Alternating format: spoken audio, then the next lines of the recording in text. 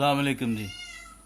अच्छा, ਅੱਜ ਬੜੀ ਖਬਰ ਗਰਮ ਹੈ। ਸਭ ਤੋਂ ਪਹਿਲੀ ਖਬਰ ਤੇ ਜਿਹੜੀ ਤਾਜ਼ਾ ਖਬਰ ਹੈ, ਫਰੈਸ਼ ਜਿਹੜੀ ਵੀਡੀਓ ਵਾਇਰਲ ਹੋਈ ਹੈ ਕਰਨਲ ਸਾਹਿਬ ਦੀ ਬੇਗਮ ਦੀ, ਉਹਦੇ ਤੇ ਗੱਲ ਕਰ ਲਈਏ ਪਹਿਲੇ, ਫਿਰ ਇੱਕ ਦੋ ਹੋਰ ਗੱਲਾਂ ਨੇ ਉਹ ਵੀ ਕਰਾਂਗੇ। ਕਰਨਲ ਸਾਹਿਬ ਦੀ ਬੀਵੀ ਨੂੰ ਪੁਲਿਸ ਨੇ ਰੋਕਿਆ ਔਰ ਉਹ ਵੀਡੀਓ ਗਰਮ ਵਾਇਰਲ ਹੈ ਔਰ ਕੌਮ ਦੇ ਜਜ਼ਬਾਤ ਬੜੇ ਹਾਈ ਨੇ ਇਸ ਵਕਤ। ਬੜਾ ਗਾਲ ਮੰਦਾ ਵੀ ਹੋ ਰਿਹਾ ਔਰ ਮੰਦਾ ਬੋਲਿਆ ਜਾ ਰਿਹਾ ਕਿ ਕਰਨਲ ਸਾਹਿਬ ਦੀ ਬੀਵੀ ਨੂੰ। ਇਹਦੇ 'ਚ ਦੋ ਗੱਲਾਂ ਜ਼ਿਹਨ 'ਚ ਰੱਖੋ। ਇੱਕ ਤੇ ਤੁਸੀਂ ਪੁਲਿਸ ਨੂੰ ਸਿਵਲੀਅਨ ਪਲੀਜ਼, ਖੁਦਾ ਦਾ ਵਾਸਤਾ ਇਹ ਟ੍ਰੈਂਡ ਖ਼ਤਮ ਕਰ ਦਿਓ, ਕਿਉਂਕਿ ਇਹ ਟ੍ਰੈਂਡ ਇਫਤਖਾਰ ਚੌਧਰੀ ਦੇ ਵਕਤ ਤੋਂ ਸ਼ੁਰੂ ਹੋਇਆ ਹੈ ਕਿ ਤੁਸੀਂ ਇੱਕ ਸਰਕਾਰੀ ਮੁਲਾਜ਼ਮ ਨੂੰ ਦੂਜੇ ਸਰਕਾਰੀ ਮੁਲਾਜ਼ਮ ਦੇ ਮੁਕਾਬਲੇ 'ਚ ਖੜਾ ਕਰਕੇ ਹਕੀਕੀ ਜਮਹੂਰੀਅਤ ਤੇ ਆਜ਼ਾਦੀ ਦੇ ख्वाब ਵੇਖਣੇ ਸ਼ੁਰੂ ਕਰ ਦਿੰਦੇ ਹੋ। ਇਹ ਬੜਾ ਗਲਤ ਰੁਝਾਨ ਹੈ। ਦੇਖੋ, ਸਾਡੀ ਆਜ਼ਾਦੀ ਵਾਸਤੇ, ਖਾਸ ਤੌਰ ਤੇ ਪਾਕਿਸਤਾਨੀ ਕੌਮ ਦੀ ਆਜ਼ਾਦੀ ਵਾਸਤੇ, ਪਾਕਿਸਤਾਨੀ ਸਿਵਲੀਅਨ ਦੀ ਆਜ਼ਾਦੀ ਵਾਸਤੇ ਸਭ ਤੋਂ ਜਿਹੜੀ ਬੁਨਿਆਦੀ ਚੀਜ਼ ਤੁਹਾਨੂੰ ਸਮਝਣ ਦੀ ਜ਼ਰੂਰਤ ਹੈ ਨਾ, ਤੁਹਾਨੂੰ ਆਪਣੇ ਜਿਹੜੇ ਬੇਸਿਕ ਕਨਸੈਪਟਸ ਕਲੀਅਰ ਕਰਨ ਦੀ ਜ਼ਰੂਰਤ ਹੈ। ਔਰ ਜਿਹੜੇ ਲੋਕ ਜਮਹੂਰੀਅਤ ਪਸੰਦ ਨੇ ਔਰ ਇਹ ਜਿਹੜਾ ਸਾਡੇ ਮਾਸ਼ਾਅੱਲਾ ਲੱਗਦੇ ਨੇ, ਇਹਨਾਂ ਦੇ ਖਿਲਾਫ, ਫੌਜ ਦੇ ਕਿਰਦਾਰ ਦੇ ਖਿਲਾਫ ਜਦੋਜਹਿਦ ਕਰਨੀ ਚਾਹੁੰਦੇ ਨੇ, ਉਹਨਾਂ ਨੂੰ ਇਹ ਸਮਝਣ ਦੀ ਜ਼ਰੂਰਤ ਹੈ ਕਿ ਦੇਖੋ, ਬੈਸਟ ਟਾਈਮ ਸੀ ਜਿਹੜਾ ਨਾ ਇੱਥੇ ਪਾਕਿਸਤਾਨ ਦੇ ਵਿੱਚ, ਜਦੋਂ ਕਿ ਤੁਹਾਡੇ ਮੁਲਕ 'ਚ ਵਾਕਈ ਬਗਾਵਤ ਜਿਹੜੀ ਸੀ ਉਹ ਡਿਜ਼ਰਵ ਕਰਦੀ ਸੀ, ਉਹ ਸੀ ਔਰ ਤਖਤਾ ਉਲਟਣ ਦੀ ਫੌਜ ਦਾ ਡਿਮਾਂਡ ਕਰਦੀ ਸੀ, ਉਹ ਸੀ ਭੁੱਟੋ ਦੀ ਫਾਂਸੀ ਦਾ ਟਾਈਮ। ਉਸ ਵਕਤ ਅਗਰ ਆਵਾਮ ਨਿਕਲ ਕੇ ਸਾਰੀ ਫੌਜ ਨੂੰ ਵੀ ਚਾਹੇ ਅਰੈਸਟ ਕਰ ਲੈਂਦੀ, ਚਾਹੇ ਹੇਠਲੀ ਉੱਤੇ ਲੈ ਆਂਦੀ, ਤੇ ਉਹ ਜਸਟੀਫਾਈਡ ਹੁੰਦਾ, ਉਹ ਆਪਣੇ ਲੀਡਰ ਨੂੰ ਬਚਾ ਲੈਂਦੀ। ਉਹ ਇੱਕ ਸਿਵਲੀਅਨ ਲੀਡਰ ਸੀ, ਸਾਡਾ ਲੀਡਰ ਸੀ, ਠੀਕ ਹੈ, ਚਾਹੇ ਅਸੀਂ ਉਹਦੇ ਵੋਟਰ ਹੋਈਏ ਜਾਂ ਨਾ ਹੋਈਏ, ਉਹ ਇੱਕ ਸਿਵਲੀਅਨ ਸੀ, ਪਿਓਰ ਸਿਵਲੀਅਨ ਲੀਡਰ ਸੀ। ਔਰ ਕੰਪੈਰੇਟਿਵਲੀ ਜਿੰਨੀ ਵੀ ਸਾਡੀਆਂ ਸਿਵਲੀਅਨ ਕਿਆਦਤਾਂ ਗੁਜ਼ਰੀਆਂ ਨੇ ਅੱਜ ਤੱਕ, ਇਹ ਚਾਹੇ ਉਹਦੇ ਦੁਸ਼ਮਣ ਹੋਣ ਚਾਹੇ ਉਹਦੇ ਹਾਮੀ ਹੋਣ, ਸਾਰੀ ਇਹ ਗੱਲ ਮੰਨਦੇ ਨੇ ਕਿ ਕੰਪੈਰੇਟਿਵਲੀ ਉਹ ਅੱਜ ਤੱਕ ਆਉਣ ਵਾਲੀਆਂ ਕਿਆਦਤਾਂ 'ਚ ਸਭ ਤੋਂ ਬਿਹਤਰ ਲੀਡਰ ਸੀ। ਤੇ ਉਦੋਂ ਤੇ ਕੋਈ ਨਾ ਨਿਕਲਿਆ ਪਾਕਿਸਤਾਨੀ, ਉਸ ਵਕਤ ਕਿਸੇ ਨੇ ਕੰਮ ਨਾ ਕੀਤਾ।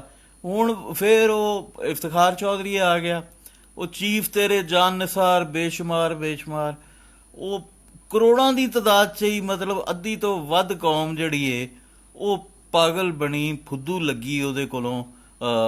ਕਿੰਨੇ ਕੋਲੋਂ ਲੱਗੀ? ਇਫਤਖਾਰ ਚੌਧਰੀ ਕੋਲੋਂ ਲੱਗੀ। ਔਰ ਉਹਨੂੰ ਸਪੋਰਟ ਕਰਨ ਵਾਲੀ ਵੱਡੀਆਂ ਕਿਆਦਤਾਂ ਜਿਹੜੀਆਂ ਸਨ, ਸਾਡੀ ਆਵਾਮ ਸਾਦੀ, ਉਹ Asma Jahangir so called intellectual, Aitzaz Ahsan so called intellectual, ਇਹਨਾਂ ਦਾ ਇੰਟਲੈਕਟ ਕੱਖ ਵੀ ਨਹੀਂ ਹੈਗਾ।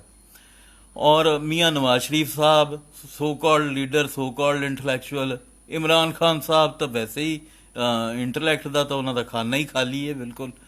ਉਹਨਾਂ ਵੱਲੋਂ ਤਾਂ ਕਿਸੇ ਦਾਨਾਈ ਦੀ ਉਮੀਦ ਹੀ ਨਹੀਂ ਰੱਖੀ ਜਾ ਸਕਦੀ, ਕਿਉਂਕਿ ਉਹਨਾਂ ਦੇ ਸਿਰ 'ਚ ਦਿਮਾਗ ਹੈਗਾ ਹੀ ਨਹੀਂ।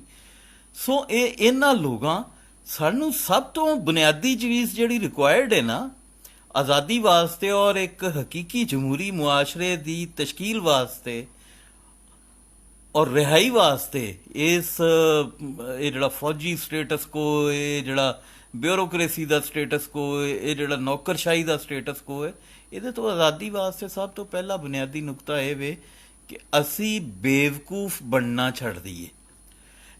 ਮੈਂ ਪਤਾ ਨਹੀਂ ਕਿੰਨਾ ਕਾਮਯਾਬ ਹੁੰਨਾ, ਮੇਰੀ ਥੋੜੀ ਜਿਹੀ ਜ਼ਿੰਦਗੀ ਬਾਕੀ ਰਹਿ ਗਈ ਹੈ, ਪਤਾ ਨਹੀਂ ਉਹ ਸਕਸੈਸਫੁਲ ਹੁੰਨਾ ਇਸ ਜਦੋਜਹਿਦ 'ਚ ਜਾਂ ਨਹੀਂ, ਲੇਕਿਨ ਮੈਨੂੰ ਇੱਕ ਚੀਜ਼ ਦਾ ਬੜੀ ਸ਼ਿੱਦਤ ਨਾਲ ਅੰਦਾਜ਼ਾ ਹੈ ਕਿ ਜਿਹੜੀ ਮੈਂ ਜਦੋਜਹਿਦ ਕਰ ਰਿਹਾ, ਇਹ ਜਦੋਜਹਿਦ ਉਹਨਾਂ ਲੋਕਾਂ ਤੋਂ ਕਰੋੜ ਦਰਜੇ ਬਿਹਤਰ ਹੈ ਜਿਹੜੇ ਲੱਖਾਂ ਲੋਕ ਪਿੱਛੇ ਫਾਲੋਅਰ ਲੈ ਕੇ ਫਿਰਦੇ ਨੇ, ਲੱਖਾਂ ਦੇ ਉਹਨਾਂ ਦੇ ਪਿੱਛੇ ਹਜੂਮ ਨੇ, ਕਰੋੜਾਂ ਦੇ, ਲੇਕਿਨ ਉਹਨਾਂ ਦੇ ਕਨਸੈਪਟਸ ਹੀ ਕਲੀਅਰ ਨਹੀਂ। ਮਿਸਾਲ ਦੇ ਤੌਰ ਤੇ ਮੀਆਂ ਨਵਾਜ਼ ਸ਼ਰੀਫ ਸਾਹਿਬ, ਮਿਸਾਲ ਦੇ ਤੌਰ ਤੇ ਇਮਰਾਨ ਖਾਨ ਸਾਹਿਬ, ਮਿਸਾਲ ਦੇ ਤੌਰ ਤੇ ਜਨਾਬ ਆਸਿਫ ਜ਼ਰਦਾਰੀ ਸਾਹਿਬ, ਮਤਲਬ ਜਮਹੂਰੀਅਤ ਪਸੰਦ ਲੋਕ ਨੇ। ਔਰ ਸਾਈਬਰ ਕ੍ਰਾਈਮ ਲਾ ਜਾਂ ਬਿੱਲ ਜਿਹੜੇ ਨੇ ਉਹ ਟੇਬਲ ਅਸੈਂਬਲੀ 'ਚ ਔਰ ਇਹ ਪਾਸ ਕਰ ਦਿੰਦੇ ਨੇ। ਇਹ ਕਿੱਦਾਂ ਦੇ ਜਮਹੂਰੀਅਤ ਪਸੰਦ ਨੇ ਜਿਹੜੇ ਜਮਹੂਰ ਦੇ ਖਿਲਾਫ ਕਾਨੂੰਨ ਸਾਜ਼ੀ ਕਰਦੇ ਨੇ ਜੀ। ਔਰ ਸਾਨੂੰ ਪਤਾ ਹੈ ਉਹ ਕਾਨੂੰਨ ਸਾਜ਼ੀ ਕਿਹਨਾਂ ਦੇ ਇਸ਼ਾਰਿਆਂ ਤੇ ਹੋਈ। ਇਸੇ ਤਰ੍ਹਾਂ ਐਕਸਟੈਂਸ਼ਨ ਦਾ ਮਾਮਲਾ ਸੀ ਆਰਮੀ ਚੀਫ ਦੀ, ਇਹਨਾਂ ਐਕਸਟੈਂਸ਼ਨ ਦਿੱਤੀ ਆਰਮੀ ਚੀਫ ਨੂੰ। ਹਾਲਾਂਕਿ ਹਰ ਬੰਦਾ, ਹਰ ਜਮਾਤ ਦਾ ਵਰਕਰ, ਹਰ ਜਿੰਨੇ ਵੀ ਥੋੜੀ ਬਹੁਤ ਜਮਹੂਰੀਅਤ ਵਾਸਤੇ ਜਦੋਜਹਿਦ ਕੀਤੀ, ਉਹ ਇਸ ਸਟੇਜ ਤੇ ਆ ਕੇ ਇੰਨੇ ਤਜਰਬੇ ਦੇ ਬਾਅਦ ਔਰ ਇੰਨੇ ਛਿੱਤਰ ਖਾਣ ਤੋਂ ਬਾਅਦ ਸਾਲ ਹਾ ਸਾਲ ਉਹ ਇਸ ਨਤੀਜੇ ਤੇ ਪਹੁੰਚ ਚੁੱਕਿਆ ਸੀ ਕਿ ਨਹੀਂ ਯਾਰ, ਐਕਸਟੈਂਸ਼ਨ ਨਹੀਂ ਮਿਲਣੀ ਚਾਹੀਦੀ। ਔਰ ਅਸੂਲੀ ਗੱਲ ਇਹ ਵੇ ਕਿ ਐਕਸਟੈਂਸ਼ਨ ਦਾ ਕੋਈ ਜਵਾਜ਼ ਹੀ ਨਹੀਂ ਬਣਦਾ। ਆਰਮੀ ਚੀਫ ਨੂੰ ਐਕਸਟੈਂਸ਼ਨ ਦੇਣ ਦਾ ਕੋਈ ਜਵਾਜ਼ ਹੀ ਨਹੀਂ ਬਣਦਾ। 7 ਲੱਖ ਦੀ ਫੌਜ ਹੈ, ਵਿੱਚ ਕਿੰਨੇ ਸਾਰੇ ਸੀਨੀਅਰ ਲੋਕ ਉਨੀ ਦੇਰ ਤੱਕ ਉਹ ਰਿਟਾਇਰਮੈਂਟ ਤੱਕ ਤਿਆਰ ਹੋ ਚੁੱਕੇ ਹੁੰਦੇ ਨੇ, ਉਹਨਾਂ ਦੇ ਵਿੱਚੋਂ ਵੀ ਇੱਕ ਆਉਂਦਾ, ਬਾਕੀ ਸਾਰੇ ਜਿਹੜੇ ਨੇ ਉਹ ਫੌਰੀ ਤੌਰ ਰਿਟਾਇਰ ਹੋ ਜਾਂਦੇ ਨੇ ਜਦੋਂ ਇੱਕ ਨਵਾਂ ਆਰਮੀ ਚੀਫ ਬਣ ਜਾਂਦਾ। ਉਹ ਬਾਕੀ ਸੀਨੀਅਰਸ ਅਕਸਰ ਜਿਹੜੇ ਨੇ ਉਹ ਰਿਟਾਇਰ ਹੋ ਜਾਂਦੇ। ਸੋ ਇਹ ਇੱਕ ਬਿਲਕੁਲ ਹੀ ਸਟੂਪਿਡ ਜੀ ਗੱਲ ਹੈ ਕਿ ਇਹ ਆਰਮੀ ਚੀਫ ਦੀ ਤਕਰਰੀ ਦਾ ਇਖਤਿਆਰ ਜਿਹੜਾ ਵਜ਼ੀਰ ਆਜ਼ਮ ਕੋਲ ਹੋਏ, ਮੇਰਾ ਨਹੀਂ ਖਿਆਲ ਇਹ ਵੀ ਕੋਈ ਜਮਹੂਰੀਅਤ ਲਈ ਫਾਇਦੇਮੰਦ ਚੀਜ਼ ਹੈ, ਨੁਕਸਾਨਦੇਹ। ਇਹ ਕਾਊਂਟਰ ਪ੍ਰੋਡਕਟਿਵ ਹੈ। ਆਰਮੀ ਚੀਫ ਕੋਲ ਇਹ ਇਖਤਿਆਰ, ਵਜ਼ੀਰ ਆਜ਼ਮ ਕੋਲ ਇਹ ਇਖਤਿਆਰ ਹੋਣਾ ਹੀ ਨਹੀਂ ਚਾਹੀਦਾ। ਉਹਦਾ ਕੀ ਤਜਰਬਾ, ਕੀ ਇੱਕ ਸਿਪਾਹ ਸਲਾਰ ਦਾ ਇੰਤਖਾਬ ਕਰਨ 'ਚ ਜਾਂ ਉਹਨੂੰ ਸਿਲੈਕਸ਼ਨ ਕਰਨ 'ਚ ਉਹ ਕੀ ਫੌਜ ਨੂੰ ਸਮਝਦਾ, ਉਹਦਾ ਕੀ ਪ੍ਰੋਫੈਸ਼ਨਲਿਜ਼ਮ ਕੀ ਹੈ ਇੱਕ ਚੀਫ ਐਗਜ਼ੈਕਟਿਵ ਦਾ। ਇਹ ਇਦਾਰੇ ਦਾ ਆਪਣਾ ਕੰਮ ਹੈ। By default senior most general ਨੂੰ ਆਰਮੀ ਚੀਫ ਬਣਨਾ ਚਾਹੀਦਾ, ਠੀਕ ਹੈ। ਇਹ ਫੌਜ ਨੂੰ ਵਾਪਸ ਦੇ ਦੇਣਾ ਚਾਹੀਦਾ ਹੈ ਇਖਤਿਆਰ। ਅਗਰ ਇਹ ਜਮਹੂਰੀਅਤ ਪਸੰਦ, ਵਾਕਈ ਜਮਹੂਰੀਅਤ ਪਸੰਦ ਨੇ ਨਾ, ਤੇ ਇਹ ਇਖਤਿਆਰ ਤਾਂ ਵੈਸੇ ਹੀ ਵਿਡਰਾ ਕਰ ਦੇਣਾ ਚਾਹੀਦਾ ਹੈ ਪ੍ਰਾਈਮ ਮਿਨਿਸਟਰ ਆਫ ਪਾਕਿਸਤਾਨ ਨੂੰ। ਸਾਨੂੰ ਅਗਰ ਕਦੀ ਬਾਦਸ਼ਾਹਾਂ ਦੇ ਬਾਦਸ਼ਾਹ ਨੇ ਇਸ ਲਾਇਕ ਬਣਾਇਆ ਔਰ ਅਸੀਂ ਕਦੀ ਇਕਤਦਾਰ 'ਚ ਆਏ ਤੇ ਅਸੀਂ ਇਹ ਵਿਡਰਾ ਕਰਾਂਗੇ। ਸਭ ਤੋਂ ਪਹਿਲੇ ਫੌਜ ਆਪਣੀ ਚੀਜ਼ ਦੀ ਆਪ ਜ਼ਿੰਮੇਦਾਰ ਹੋਵੇ। ਉਹ ਜਿਹੜਾ ਫੌਜ ਦਾ ਆਪਣਾ ਬਾਈ ਡਿਫਾਲਟ ਆਰਮੀ ਚੀਫ ਆਏਗਾ, ਉਹ ਫਿਰ ਵੀ ਜ਼ਿਆਦਾ ਬਿਹਤਰ ਇਹਨਾਂ ਚੀਜ਼ਾਂ ਦਾ, ਸਿਵਲੀਅਨ ਬਾਲਾਦਸਤੀ ਦਾ ਬਿਹਤਰ ਖਿਆਲ ਕਰ ਲਏਗਾ। ਦੂਜੀ ਗੱਲ ਇਹ ਵੇ ਕਿ ਅਸੀਂ ਸਿਵਲੀਅਨ ਬਾਲਾਦਸਤੀ ਦੇ ਖਾਬ ਦੇਖਨੇ ਆ 2000 ਦਾ ਵੋਟ ਖਰੀਦ ਕੇ। ਮਤਲਬ ਨੂਨ ਲੀਗ ਸਾਰੀ ਉਮਰ 2-2000 ਦੇ ਵੋਟ ਖਰੀਦ ਕੇ ਤੇ ਇਹ ਵੋਟ ਨੂੰ ਇੱਜ਼ਤ ਦਿਵਾਉਣ ਦੇ ਖਾਬ ਦੇਖਦੇ ਰਹੇ ਨੇ। ਉਹ ਤਬਦੀਲੀ ਵਾਲਾ ਜਿਹੜਾ ਆਇਆ ਹੈ ਉਹ ਟੋਟਲੀ ਫਰਾਡ ਹੈ। ਮਤਲਬ ਉਹਦੀ ਤਬਦੀਲੀ ਦੇ ਵਿੱਚ ਕੋਈ ਚੀਜ਼ ਵੀ ਠੀਕ ਨਹੀਂ ਜਾ ਰਹੀ। ਕਿਸੇ ਤਰ੍ਹਾਂ ਦੇ ਤਸਵਰਾਤ ਉਹਨਾਂ ਦੇ ਠੀਕ ਨਹੀਂ ਨੇ, ਨਾ ਉਹਨਾਂ ਦੇ ਫਾਲੋਅਰਸ ਦੇ, ਨਾ ਕਿਆਦਤ ਦੇ। ਹੁਣ ਕਰੋਨਾ ਤੇ ਵੇਖ ਲਓ, ਮਤਲਬ ਤੁਸੀਂ ਪੂਰੀ 24 ਕਰੋੜ ਆਵਾਮ ਦੀ ਜ਼ਿੰਦਗੀ ਖਤਰੇ 'ਚ ਪਾ ਦਿੱਤੀ। ਔਰ ਮੈਨੂੰ ਤੇ ਹੁਣ ਇਹ ਸ਼ੱਕ ਹੋਣ ਲੱਗ ਪਿਆ ਕਿ ਸ਼ਾਇਦ ਜਿਹੜੀ ਸਾਨੂੰ ਫੋਰਨ ਫੰਡਿੰਗ ਮਿਲੀ ਏ, ਜਿਹੜੀ ਸਾਨੂੰ ਫੋਰਨ ਏਡ ਮਿਲੀ ਏ ਕਰੋਨਾ ਨਾਲ ਲੜਨ ਵਾਸਤੇ, ਜਿਹੜਾ ਕਿ ਦੱਸਿਆ ਜਾ ਰਿਹਾ ਕਿ ਜੀ 40 ਲੱਖ ਰੁਪਇਆ ਜਿਹੜਾ ਉਹ ਫੀ ਬੰਦਾ, ਫੀ ਪੇਸ਼ੈਂਟ ਜਿਹੜਾ ਉਹ ਲੱਗ ਰਿਹਾ, ਖਰਚ ਹੋ ਰਿਹਾ ਕਰੋਨਾ ਦੇ ਮਰੀਜ਼ ਦੇ ਉੱਤੇ, ਜਿਹਦੇ ਵਿੱਚੋਂ 15 ਲੱਖ ਪਤਾ ਨਹੀਂ ਕੇਸ ਮੱਤ 'ਚ ਉਹ ਕੱਟਿਆ ਜਾਂਦਾ ਹੈ ਔਰ ਬਾਕੀ 25 ਲੱਖ ਜਿਹੜਾ ਬਰਾਹ ਰਾਸਤ ਹਰ ਪੇਸ਼ੈਂਟ ਦੇ ਉੱਤੇ ਖਰਚ ਹੋ ਰਿਹਾ। ਕੱਲ ਤੱਕਰ ਡਾਕਟਰ ਜਿਹੜੇ ਨੇ ਉਹ ਕੱਪੜੇ ਦੇ ਮਾਸਕ ਲਾ ਕੇ ਫਿਰਦੇ ਸਨ, ਸਿਵਲੀਅਨ ਡਾਕਟਰ। ਕੱਲ ਤੱਕਰ ਸਾਡੇ ਹਸਪਤਾਲਾਂ 'ਚ ਵੈਂਟੀਲੇਟਰ ਕੋਈ ਨਹੀਂ ਸਨ। ਉਹ ਕਿੱਥੇ ਇਹ ਪੈਸਾ ਲੱਗ ਰਿਹਾ ਹੈ। ਔਰ ਇੰਤਹਾ ਦੀ ਗੱਲ ਹੈ ਕਿ ਇਹ ਸਭ ਤੋਂ ਅਹਿਮ ਸਵਾਲ ਸੀ ਔਰ ਸਾਡੇ ਚੀਫ ਜਸਟਿਸ ਨੇ 1000 ਸਵਾਲ ਪੁੱਛੇ ਲੇਕਿਨ ਇਹ ਸਵਾਲ ਨਹੀਂ ਪੁੱਛਿਆ। ਕਿਉਂ? ਮਤਲਬ ਇੰਨੀ ਜ਼ਹਾਨਤ ਨਹੀਂ ਚੀਫ ਜਸਟਿਸ ਸੀਗੇ ਬ੍ਰੇਕਅਪ ਤੇ ਮੰਗੇ ਇਹਦਾ ਕਿ ਯਾਰ 40 ਲੱਖ ਤੁਸੀਂ ਲਾ ਰਹੇ ਹੋ, 15 ਕੇਸ ਮਾਤ 'ਚ ਜਾ ਰਿਹਾ, ਜਿਹੜਾ ਬਾਕੀ 25 ਮਰੀਜ਼ ਤੇ ਲਾ ਰਹੇ ਹੋ, ਉਹ ਕਿਵੇਂ ਲੱਗਦਾ ਹੈ? ਜ਼ਰਾ ਗਿਣਾ ਕੇ ਦੱਸੋ ਕਿੰਨੇ ਤੁਸੀਂ ਨਵੇਂ ਹਸਪੀਟਲ ਨਵੇਂ ਕਿੰਨੇ ਬਣਾਏ ਨੇ। ਇਹ ਜਿਹੜਾ ਕਹਿੰਦੇ ਨੇ ਉਹ ਕੁਆਰੰਟੀਨ ਸੈਂਟਰ, ਉਹ ਕੁਆਰੰਟੀਨ ਸੈਂਟਰ ਤਾਂ ਸਰਕਾਰੀ ਹਸਪਤਾਲਾਂ 'ਚ ਬਣੇ ਨੇ, ਬਿਲਡਿੰਗਸ ਆਲਰੇਡੀ ਇਨਫਰਾਸਟ੍ਰਕਚਰ ਮੌਜੂਦ ਸੀ। ਕਿੰਨੇ ਤੁਸੀਂ ਨਵੇਂ ਸਟਰਕਚਰ ਬਣਾਏ ਨੇ, ਕਿੰਨੇ ਤੁਸੀਂ ਨਵੇਂ ਵੈਂਟੀਲੇਟਰ ਖਰੀਦੇ ਨੇ, ਪਰਚੇਜ਼ ਕੀਤੇ ਨੇ, ਕੀ ਦਵਾਈਆਂ ਆਈਆਂ ਨੇ, ਕੀ ਟੈਕਨੋਲੋਜੀ ਆਈ ਹੈ, ਉਹ ਦੱਸੋ। ਇਸ ਤੋਂ ਬਾਅਦ ਕੀ ਆਈ ਹੈ ਜਿਹੜੀ ਪਹਿਲੇ ਤੋਂ ਮੌਜੂਦ ਹੈ, ਉਹ ਕਿਸ ਤਰ੍ਹਾਂ ਤੁਸੀਂ ਇਹਦੇ 'ਚ ਸ਼ਾਮਿਲ ਕਰ ਸਕਦੇ ਹੋ। ਮਤਲਬ ਜਿਹੜੇ ਵੈਂਟੀਲੇਟਰਸ ਪਹਿਲੇ ਤੋਂ ਮੌਜੂਦ ਨੇ, ਜਿਹੜਾ ਸਟਰਕਚਰ ਪਹਿਲੇ ਤੋਂ ਮੌਜੂਦ ਹੈ ਹਸਪਤਾਲਾਂ ਦਾ, ਉਹਦੇ ਵਿੱਚ ਇਹ ਖਰਚਾ ਕਿੰਝ ਪਾਇਆ ਜਾ ਸਕਦਾ। ਤੇ ਮੈਨੂੰ ਤਾਂ ਇਹ ਲੱਗਦਾ ਹੈ ਕਿ ਜਿਵੇਂ ਦੁਨੀਆ ਨੇ ਬਕਾਇਦਾ ਦੁਨੀਆ ਨਹੀਂ ਜਿਹੜੀ ਸਾਨੂੰ ਫੰਡਿੰਗ ਕੀਤੀ ਏ, ਉਹ ਪਾਕਿਸਤਾਨ ਦੀ ਆਵਾਮ ਨੂੰ, ਇੱਕ ਥਰਡ ਵਰਲਡ ਗਰੀਬ ਮੁਲਕ ਨੂੰ ਲੈਬੋਰਟਰੀ ਬਣਾਉਣ ਵਾਸਤੇ ਆ ਜਿਹੜੀ ਹਰਡ ਇਮਿਊਨਿਟੀ ਤੁਸੀਂ ਸੁਣਦੇ ਹੋ ਰੋਜ਼, ਇਹਦਾ ਤਜਰਬਾ ਕਰਨ ਵਾਸਤੇ ਦਿੱਤੀ ਗਈ ਏ। ਔਰ ਤਾਂ ਹੀ ਉਹ ਜਿਹੜਾ ਉਹ ਪੈਸਾ ਸਾਰੇ ਦਾ ਸਾਰਾ ਆਵਾਮ ਤੇ ਲਾਉਣ ਦੀ ਬਜਾਏ ਉਹ ਇਧਰ ਉਧਰ ਜਾ ਰਿਹਾ ਮੁਕਤਦਰ ਹਲਕਿਆਂ 'ਚ, ਮੁਕਤਦਰ ਅਦਾਰਿਆਂ 'ਚ। ਉਹ ਬਿਲਕੁਲ ਵੀ ਸਿਵਲੀਅਨਸ ਦੇ ਕਿਸੇ ਕੰਮ ਨਹੀਂ ਆ ਰਿਹਾ ਉਹ ਪੈਸਾ। ਤੋ ਉਹ ਚੀਫ ਜਸਟਿਸ ਸਾਹਿਬ ਵੀ, ਉਹਨਾਂ ਨੂੰ ਵੀ ਹਕੀਕੀ ਇਨਸਾਫ ਔਰ ਹਕੀਕੀ ਕਿਸਮ ਦੀ ਇਨਵੈਸਟੀਗੇਸ਼ਨ ਨਹੀਂ ਚਾਹੀਦੀ ਹੁੰਦੀ, ਉਹਨਾਂ ਨੂੰ ਟਿੱਕਰ ਹੀ ਚਾਹੀਦੇ ਹੁੰਦੇ ਨੇ ਜਿਹੜੇ ਆ ਟੀਵੀ ਤੇ ਚਲਾਉਣੇ ਹੁੰਦੇ ਨੇ ਉਹਨਾਂ, ਔਰ ਦੱਸਣਾ ਹੁੰਦਾ ਹੈ ਕਿ ਅਦਲੀਆ ਦਿੰਦਾ ਹੈ ਤੇ ਸਿਰਫ ਸ਼ੋਅ ਆਫ ਕਰਨਾ ਹੁੰਦਾ ਹੈ। ਉਹ ਵਾਕਈ ਕੋਈ ਛਾਣਬੀਣ ਕਰ ਰਹੇ ਹੁੰਦੇ ਤੇ ਜਿੱਥੇ ਉਹਨਾਂ ਲਾਕਡਾਊਨ ਖਤਮ ਕੀਤਾ ਹੈ ਉੱਥੇ ਜ਼ਰਾ ਇਹ ਵੀ ਪੁੱਛ ਲੈਂਦੇ ਕਿ ਕੰਟੋਨਮੈਂਟ ਜਿਹੜੇ ਨੇ, ਕੀ ਗੱਲ ਹੈ ਫੌਜ ਹਕੂਮਤ ਦਾ ਰਿਆਸਤ ਦਾ ਹਿੱਸਾ ਨਹੀਂ ਹੈ? ਇਹ ਜਿਹੜੀਆਂ ਛਾਉਣੀਆਂ ਨੇ ਜਿੱਥੇ ਅੱਧੇ ਸਿਵਲੀਅਨ ਵੀ ਵਿੱਚ ਆਬਾਦ ਹੁੰਦੇ ਨੇ, ਆਇਆ ਕਿ ਇੱਥੇ ਲਾਕਡਾਊਨ ਖਤਮ ਹੋ ਗਏ? ਜਿਹੜੇ ਤੁਸੀਂ ਮਾਲ ਖੋਲ ਰਹੇ ਹੋ, ਤੁਸੀਂ ਕੰਟੋਨਮੈਂਟ 'ਚ ਲੋਕਾਂ ਦਾ ਦਾਖਲੇ ਦੀ ਇਜਾਜ਼ਤ ਦੇ ਦਿੱਤੀ ਹੈ। CMH 'ਚ ਪਹਿਲੇ ਦਿਨ ਤੋਂ ਮਰੀਜ਼ਾਂ ਨੂੰ ਕੱਢ ਦਿੱਤਾ ਗਿਆ। ਕੰਟੋਨਮੈਂਟ ਜਿਹੜੇ ਨੇ ਤੁਹਾਡੇ ਬੋਰਡ ਦੇ ਇਲਾਕੇ, ਉਹ ਪੂਰੀ ਤਰ੍ਹਾਂ ਲੌਕਡ ਨੇ। ਤੁਸੀਂ ਕਿਸੇ ਕੈਂਟ 'ਚ ਦਾਖਲ ਨਹੀਂ ਹੋ ਸਕਦੇ ਅਗਰ ਤੁਸੀਂ ਸਿਵਲੀਅਨ ਹੋ, ਔਰ ਅਗਰ ਫੌਜੀ ਵੀ ਹੋ ਤਾਂ ਕੁਆਰੰਟੀਨ ਤੋਂ ਬਗੈਰ ਤੁਸੀਂ ਉਹਨਾਂ ਦੇ ਵਿੱਚ ਸ਼ਾਮਲ ਨਹੀਂ ਹੋ ਸਕਦੇ। ਤੁਹਾਨੂੰ ਉੱਥੇ 2-3 ਦਿਨ ਰਹਿਣਾ ਪਏਗਾ ਅਲੱਗਾ ਖਲਾਪਾ ਮਲ ਕੇ, ਫਿਰ ਤੁਸੀਂ ਉਧਰ ਜਾਓਗੇ। ਸੋ ਇਹ ਸਾਰਾ ਕੁਝ ਸਾਡੀਆਂ ਅੱਖਾਂ ਦੇ ਸਾਹਮਣੇ ਹੋ ਰਿਹਾ। ਹੁਣ ਇਹੀ ਗੱਲ ਮੈਂ ਤੁਹਾਨੂੰ ਸਮਝਾ ਰਿਹਾ ਕਿ ਮਨੈਸਲ ਕੌਮ, ਜਿਸ ਦਿਨ ਤੁਸੀਂ ਫੁੱਦੂ ਲੱਗਣਾ ਬੰਦ ਹੋ ਜਾਓਗੇ ਨਾ, ਤੁਹਾਡੇ ਬੇਸਿਕ ਕਨਸੈਪਟਸ ਕਲੀਅਰ ਹੋ ਜਾਣਗੇ, ਤੁਹਾਨੂੰ ਪਤਾ ਲੱਗ ਜਾਏਗਾ ਕਿ ਅਸੀਂ ਜਦੋਜਹਿਦ ਕਿਹਦੇ ਲਈ ਕਰਨੀ ਹੈ, ਕਿਸ ਵਾਸਤੇ ਕਰਨੀ ਹੈ।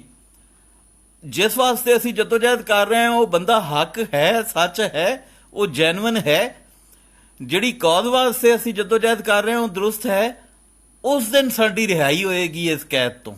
ਉਸ ਤੋਂ ਪਹਿਲੇ ਅਸੀਂ ਗੁਲਾਮ ਹਾਂ, ਅਸੀਂ ਕੈਦੀ ਹਾਂ, ਅਸੀਂ ਇਹ ਨਾਮ ਨਿਹਾਦ ਆਜ਼ਾਦੀ ਹੈ, ਨਾਮ ਨਿਹਾਦ ਸਾਡੀ ਰਿਆਸਤ ਹੈ। ਉਸ ਤੋਂ ਪਹਿਲੇ ਸਾਡੀ ਕੋਈ ਹੈਸੀਅਤ ਨਹੀਂ। ਉਸ ਤੋਂ ਪਹਿਲੇ ਅਸੀਂ ਦਲਿਤ ਹਾਂ, ਸ਼ੂਦਰ ਹਾਂ, ਅਸੀਂ ਜਿਹੜੇ ਸਿਵਲੀਅਨ ਹਾਂ। ਠੀਕ ਹੈ, ਤੇ ਇਸ ਹਵਾਲੇ ਨਾਲ ਗੱਲ ਕਰਨੀ ਸੀ ਜੀ, ਕਰੋਨਾ ਔਰ ਇਹਦੇ ਹਵਾਲੇ ਨਾਲ ਜੀ। ਹੁਣ ਇੱਕ ਗੱਲ ਹੋਰ ਮੈਂ ਆਖਰ 'ਚ ਇੱਕ ਜਿਹੜੀ ਚੀਜ਼ ਅਹਿਮ ਹੈ ਕਰਨੀ ਗੱਲ, ਉਹ ਇਹ ਕਿ ਜਨਾਬ ਆਸਿਫ ਜ਼ਰਦਾਰੀ ਸਾਹਿਬ ਕੋਈ ਮੇਰੇ ਖਿਆਲ में 6 ਮਹੀਨੇ ਨਹੀਂ ਤਾਂ ਸਾਲ ਹੋ ਗਿਆ ਹੋਣਾ, ਸ਼ਾਇਦ ਸਾਲ ਹੀ ਹੋ ਗਿਆ ਹੋਣਾ, 6 ਮਹੀਨੇ ਨਹੀਂ, ਮਤਲਬ ਇੰਨਾ ਅਰਸਾ ਤਕਰੀਬਨ ਹੋ ਗਿਆ। ਮੈਂ ਐਗਜ਼ੈਕਟਲੀ ਮੈਂ ਰਿਕਾਲ ਨਹੀਂ ਕਰ ਸਕਦਾ ਕਿ ਕਿੰਨਾ ਅਰਸਾ ਹੋ ਗਿਆ ਉਹਨਾਂ ਨੂੰ ਕੋਈ ਟੀਵੀ ਇੰਟਰਵਿਊ ਦਿੱਤੇ ਜਾਂ ਕੋਈ ਟੀਵੀ ਸਟੇਟਮੈਂਟ ਦਿੱਤੇ ਜਾਂ ਕੋਈ ਟੀਵੀ ਤੇ ਬਿਆਨ ਦਿੱਤੇ। ਹੁਣ ਮੈਂ ਉਹਨਾਂ ਲੋਕਾਂ ਚੋਂ, ਉਹਨਾਂ ਬੇਜ਼ਮੀਰ ਔਰ ਬਦਨਸਲ ਲੋਕਾਂ ਚੋਂ ਤਾਂ ਨਹੀਂ ਆ ਜਿਹੜੇ ਕਲਸੂਮ ਨਵਾਜ਼ ਦੀ ਬਿਮਾਰੀ ਨੂੰ ਡਰਾਮਾ ਕਹਿੰਦੇ ਸੀ, ਜਾਂ ਜਿਨ੍ਹਾਂ WhatsApp ਮੈਸੇਜ ਚਲਾਏ ਜਨਰਲ ਸਾਹਿਬ ਦੀ ਮੌਤ ਦੇ ਔਰ ਆਸਿਫ ਜ਼ਰਦਾਰੀ ਦੀ ਮੌਤ ਤੇ। ਲੇਕਿਨ ਮੈਂ ਇੱਕ ਹਕੀਕੀ ਦਲੀਲ ਦੀ ਬੁਨਿਆਦ ਤੇ ਇੱਕ ਸਵਾਲ ਚੁੱਕਣਾ ਚਾਹ ਰਿਹਾ ਆਪਣੇ ਨੂਨ ਲੀਗ ਤੇ ਪੀਪਲਸ ਪਾਰਟੀ ਵਾਲੇ ਦੋਸਤਾਂ ਕੋਲੋਂ ਕਿ ਯਾਰ ਤੁਹਾਡੇ ਲੀਡਰ ਨੇ, ਤੇ ਇਹ ਤਾਂ ਬੜਾ ਜਾਇਜ਼ ਸਵਾਲ ਹੈ ਕਿ ਅਗਰ ਇੱਕ ਲੀਡਰ ਜਿਹੜਾ ਆਪਣੇ ਬਿਆਨਾਂ ਨਾਲ ਕੌਮੀ ਸਿਆਸਤ 'ਚ ਰਹਿਣ ਵਾਲਾ ਹੋਵੇ, ਜਿਹੜਾ ਕਿ ਸਭ ਤੋਂ ਵੱਡੀ ਪਾਰਟੀ ਨੂੰ ਲੀਡ ਕਰਦਾ ਰਿਹਾ ਹੋਵੇ, ਉਹਦਾ ਅਚਾਨਕ ਖਾਮੋਸ਼ ਹੋ ਜਾਣਾ, ਉਹਦੇ ਤੇ ਸਵਾਲ ਤਾਂ ਉੱਠਣਗੇ ਨਾ। ਇੰਜ ਦਾ ਵਾਹਿਯਾਤ ਸਵਾਲ ਕੋਈ ਉਠਾਵੇ ਨਾ ਉਠਾਵੇ ਕਿ ਜੀ ਉਹ ਮਰ ਗਿਆ ਤੇ ਦੱਸ ਨਹੀਂ ਰਿਹਾ, ਲੇਕਿਨ ਇਹ ਸਵਾਲ ਤੇ ਉੱਠੇਗਾ ਕਿ ਹਾਂ ਯਾਰ ਉਹ ਚੁੱਪ ਕਿਉਂ ਹੈ। ਇਹ ਸਵਾਲ ਤੇ ਪੈਦਾ ਹੋਏਗਾ ਕਿ ਯਾਰ ਕੀ ਆਖਰ ਐਸੀ ਕੀ ਮਸਲਾ ਹੈ, ਕੀ ਕੋਈ ਡੀਲ ਹੋ ਗਈ ਹੈ, ਆਫਤ ਬਿਲਕੁਲ ਹੀ ਸਾਈਡਲਾਈਨ ਹੋ ਗਿਆ। ਇੱਕ ਬੰਦਾ ਜਿਨੇ ਆਪਣੇ ਪੁੱਤਰ ਨੂੰ ਸਾਈਡਲਾਈਨ ਕੀਤਾ ਹੋਇਆ ਸੀ ਇੰਨਾ ਅਰਸਾ, ਔਰ ਹਰ ਕੋਈ ਕਹਿੰਦਾ ਸੀ ਜੀ ਆਸਿਫ ਜ਼ਰਦਾਰੀ ਸਾਈਡ ਤੇ ਹੋ ਜਾਏ, ਬਿਲਾਵਲ ਨੂੰ ਸਿਆਸਤ ਕਰਨ ਦੇ, ਉਦੋਂ ਉਹ ਸਾਈਡ ਤੇ ਨਹੀਂ ਹੋਇਆ। ਲੇਕਿਨ ਹੁਣ ਉਹ ਇੰਨੇ ਅਰਸੇ ਤੋਂ, ਅੱਛਾ ਉਹ ਪੀਪਲਸ ਪਾਰਟੀ ਵਾਲੇ ਬੜਾ ਉਹਨਾਂ ਦਾ ਮੀਡੀਆ ਸੈੱਲ ਜੀ ਉੱਠਦਾ ਤੇ ਉਹ ਆਸਿਫ ਜ਼ਰਦਾਰੀ ਦੀ ਤਸਵੀਰ ਇੱਕ ਲਾ ਦਿੰਦੇ ਨੇ ਡਰਾਇੰਗ ਰੂਮ 'ਚ ਬੈਠੇ ਦੀ, ਕਿ ਜੀ ਇਹ ਤਾਜ਼ਾ ਤਸਵੀਰ ਹੈ। ਯਾਰ ਕਮਾਲ ਹੋ ਗਈ, ਮਤਲਬ ਤਾਜ਼ਾ ਤਸਵੀਰ, ਉਹ ਜ਼ੁਬਾਨ ਖਤਮ ਹੋ ਗਈ ਹੈ, ਖੁਦਾ ਨਾ ਖਾਸਤਾ ਬੋਲਨੋਂ ਰਹਿ ਗਏ ਨੇ, ਕੁਵਤੇ ਗੋਇਆਈ ਖਤਮ ਹੋ ਗਈ ਹੈ। ਕੀ ਮਸਲਾ ਹੈ? ਤਾਂ ਕੋਈ ਵੀ ਹੋਵੇ ਇਸ਼ੂ, ਇਨਸਾਨ ਆ, ਇਨਸਾਨਾਂ ਇੱਕ ਦਿਨ ਮਰ ਜਾਣਾ ਹੈ, ਬਿਮਾਰੀ ਵੀ ਆਉਂਦੀ, ਹਰ ਚੀਜ਼ ਆਉਂਦੀ।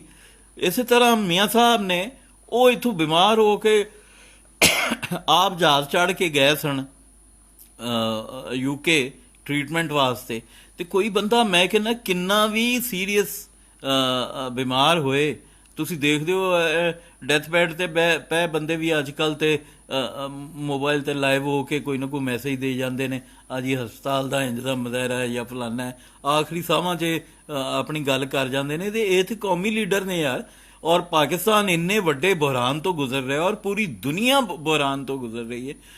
ਔਰ ਇਹ ਬਿਲਕੁਲ ਇਸ ਮਾਮਲੇ ਤੇ ਨਾ ਆਸਿਫ ਜ਼ਰਦਾਰੀ ਸਾਹਿਬ ਦਾ ਕੋਈ ਵੀਡੀਓ ਕਲਿੱਪ ਆਇਆ, ਨਾ ਮੀਆਂ ਨਵਾਜ਼ ਸ਼ਰੀਫ ਸਾਹਿਬ ਦਾ ਆਇਆ।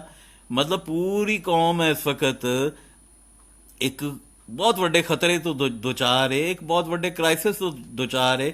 ਚਲੋ ਇਹ ਵੀ ਅਗਰ ਇਮਰਾਨ ਖਾਨ ਦੀ ਤਰ੍ਹਾਂ ਕਰੋਨਾ ਨੂੰ ਝੂਠ ਹੀ ਸਮਝਦੇ ਨੇ, ਤਾਂ ਵੀ ਇਹਨਾਂ ਦਾ ਇਸ ਕ੍ਰਾਈਸਿਸ ਦੇ ਵਿੱਚ ਕੋਈ ਤਾਂ ਮੌਕਫ ਸਾਹਮਣੇ ਆਉਣਾ ਚਾਹੀਦਾ, ਕੋਈ ਤਾਂ ਸਟੇਟਮੈਂਟ ਆਉਣੀ ਚਾਹੀਦੀ। ਮਤਲਬ ਇਹਨਾਂ ਨੂੰ ਕੋਈ ਵੀ ਪਰਵਾਹ ਨਹੀਂ ਕਿ ਪਾਕਿਸਤਾਨ ਦੀ ਮੁਇਸ਼ਤ ਤੇ ਕੀ ਅਸਰ ਪੈਣਾ ਹੈ, ਜਾਂ ਪਾਕਿਸਤਾਨ ਦੇ ਲੋਕ ਕਿੰਨੇ ਇਹਦੇ ਨਾਲ ਮਰ ਸਕਦੇ ਨੇ।